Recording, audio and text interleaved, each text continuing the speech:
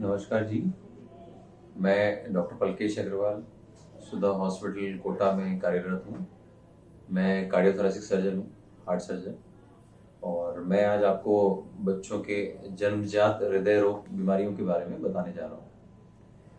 ये जो बच्चों की जन्मजात हृदय रोग बीमारियाँ होती हैं, ये इंडिया में काफ़ी कॉमन है।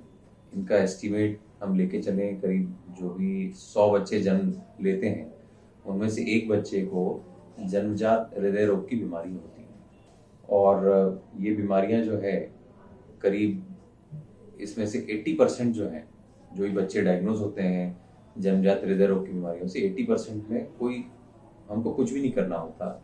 80% में जो है जस्ट एक उनको हमको पेरेंट्स को जो है हमको कंसोलेशन करना होता है कि इससे कोई दिक्कत नहीं आएगी और इससे परेशान ना हो।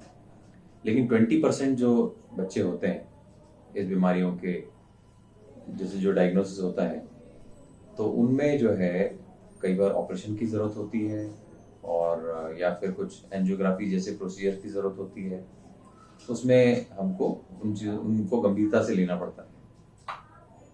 और उनमें से भी अगर ये 20% जो निकले हैं, इनमें से अगर सारे टाइमली डायग्नोज हो जाएं, तो इनमें से ये मान लीजिए कि हम सारे ही इनमें से लगभग 90 से 95% बच्चों को जो है एक अच्छी ज़िंदगी दे सकते हैं।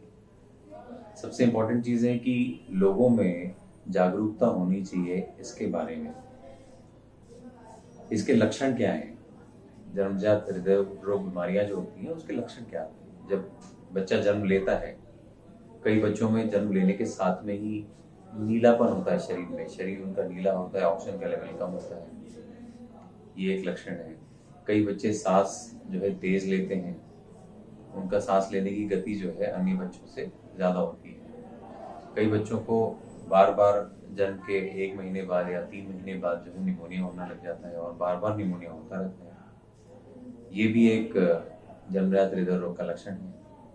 फिर कुछ बच्चों का वजन बिल्कुल ही बढ़ नहीं पाता, क्योंकि सारी जो है शक्ति उनकी इस बीमारी से लड़ने में ही लग जाती है, सांस तेज लेने में लग जाती है, तो उनका वजन नहीं बढ़ पाता। ये कुछ लक्षण हैं जन्मजात हृदय रोग बीमारियों के। इसको एक बार जैसे ही ये कुछ भी लक्षण पता लगे, आप जो आपके पास में डॉक्टर हों, जो बच्चों के डॉक्टर हों, सबसे पहले उनको दिखाएं एक बार। वो चेकअप करते हैं, अगर उनको लगता है कि कुछ हार्ट डिफेक्ट है बच्चे को, तो फिर वो जो है आगे आपको कार्डियोलॉजिस्ट के पास भेजेंगे, हृदय रोग विशेषज्ञ के पास भेजेंगे, और फिर वो जो है इको करेंगे। इको से जो है हमारे सामने सब कुछ एकदम क्लियर हो जाता है कि बच्चे को क्या डिफेक्ट है और इसके लिए ये इसको कितना गंभीरता से लेना चाहिए।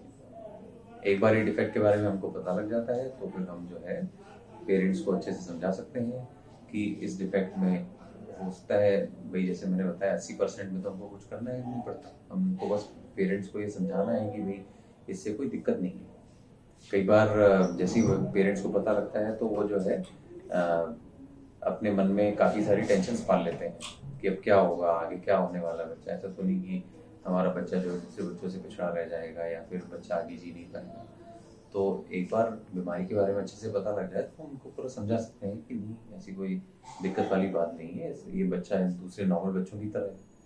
और अगर उसमें उस बीमारी को गंभीरता से लेने की बात है, तो उसके लिए आगे जो है तुरंत आगे बढ़ना चाहिए। जो भी डॉक्टर आपको सलाह देते हैं, ऑपरेशन कराना है तो ऑपरेशन करना चाहिए।